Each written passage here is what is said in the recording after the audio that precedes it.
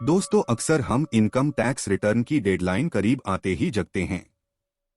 हम में से कुछ लोग सीए की मदद से तो कुछ खुद ही ऑनलाइन रिटर्न फाइल कर देते हैं। लेकिन हम यहां आपको इनकम टैक्स रिटर्न से जुड़ी कुछ आम गलतियों के बारे में बता रहे हैं, जो जाने अनजाने में हो जाती हैं। इसके चलते इनकम टैक्स नोटिस भी मिलते हैं और कई बार आप गंभीर मुसीबत में भी पड़ सकते हैं। कुछ गलतियां ऐसी हैं जिनके चलते हम कई फायदों से चूक जाते हैं। तो आइए एक नजर डालते हैं इनकम टैक्स से जुड़ी कॉमन मिस्टेक्स पर। इनकम टैक्स रिटर्न भरने वाले सबसे ज्यादा गलती फॉर्म के चयन में करते हैं।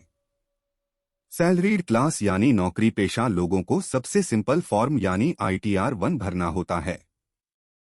लेकिन इनमें से अधिकांश लोग म्यूचुअल फंड या शेयरों में भी थोड़ा बहुत निवेश करते ही हैं, जिनसे कमाई भी होती है। इस तरह उनकी लायबिलिटी ITR-2 भरने की होती है, लेकिन वे ITR-1 ही भर देते हैं। इसके चलते इनकम टैक्स विभाग उन्हें नोटिस भेज देता है। नौकरी पेशा लोगों को अधिकांश नोटिस इसी तरह की गलती के लिए भेजे जाते हैं। इसके अलावा किसी साल जमीन या मकान बेचने से हुई मामूली पूंजीगत आय को इग्नोर कर फॉर्म 1 भरने की गलती भी आगे बड़ी समस्या बन सकती है। बैंक अकाउंट की डिटेल्स सही सही देनी चाहिए। कोई भी बैंक अकाउंट छुपाना नहीं चाहिए, चाहे उससे ब्याज मिलता हो या नहीं, या उसमें मामूली रकम ही क्यों न हो। कई बार लोगों को नया सैलरी अकाउंट खुलवाना पड़ता है और पुराने अकाउंट में ट्रांजैक्शन कम हो जाता है और लोग उसे रिपोर्ट करना भूल जाते हैं। ऐसा अकाउंट बंद करा देना चाहिए, लेकिन अगर वह ऑपरेटिव है तो उसे भी रिपोर्ट करना चाहिए। सेविंग अकाउंट या फिक्स्ड डिपॉजिट का ब्याज टैक्सेबल होता है। ऐसे में किसी भी अकाउंट से मिले छोटी से छोटी ब्याज की रकम आपको डिस्क्लोज करनी चाहिए। एक सीमा तक ब्याज पर टैक्स रिबेट यानी छूट मिलती है, लेकिन वह अलग से कैलकुलेट होती है। ऐसे में अगर किसी खाते से मामूली ब्याज मिला है तो भी उसे दर्शाना चाहिए।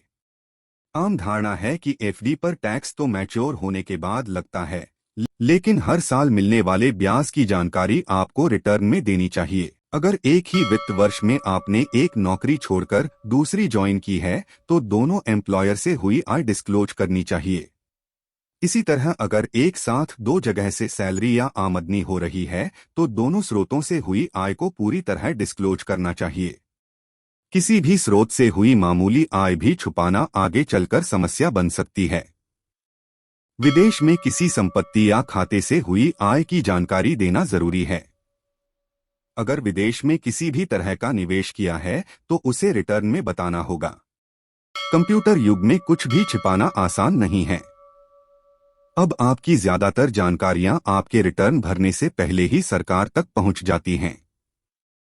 इसे सरकार इनकम टैक्स विभाग की साइट पर एनुअल इंफॉर्मेशन सिस्टम यानी AIS और टैक्स पेयर इंफॉर्मेशन समरी यानी TIS के रूप में अपलोड कर देती है। रिटर्न भरने से पहले हर असेसी को AIS और TIS जरूर चेक करना चाहिए। अगर उसके डेटा आपके रिकॉर्ड से मेल नहीं खाते तो उसे वेरीफाई करके ही रिटर्न भरना चाहिए। एग्जेम्प्टेड इनकम यानी ऐसी आय जिस पर टैक्स नहीं लगता, उसकी जानकारी भी रिटर्न में देनी चाहिए। मसलन किसी बीमा पॉलिसी से कोई आय हुई है या माता पिता भाई बहन जैसे रिश्तेदारों से कोई गिफ्ट मिला है तो उसे भी रिटर्न में दिखाना चाहिए।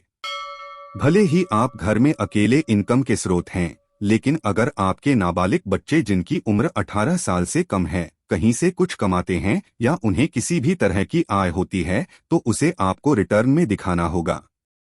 इसी तरह आपकी पत्नी को हुई आय भी रिटर्न में दर्शानी होगी। मसलन आपकी पत्नी या बच्चों के नाम से कोई फिक्स्ड डिपॉजिट है तो उससे हुई आय आपके रिटर्न में ही दर्ज होगी। इनकम टैक्स रिटर्न भरने के 30 दिन के भीतर उसे वेरीफाई करना होता है। अगर आपने ऐसा नहीं किया तो आपकी रिटर्न इनवैलिड हो जाएगी। और अंत में दोस्तों, ऐसी गलतियों के बारे में जान लीजिए जिनसे बचकर आप अपनी बचत कर सकते हैं। मसलन सेविंग अकाउंट पर ब्याज पर टैक्स तो लगता है, लेकिन 10,000 रुपए तक रिबेट मिलती है, यानी 10,000 से ऊपर की रकम पर ही टैक्स लगेगा।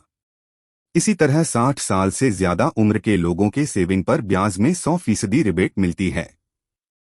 ऐसे में रिटर्न में यह रिबेट क्लेम करना जरूरी होता है।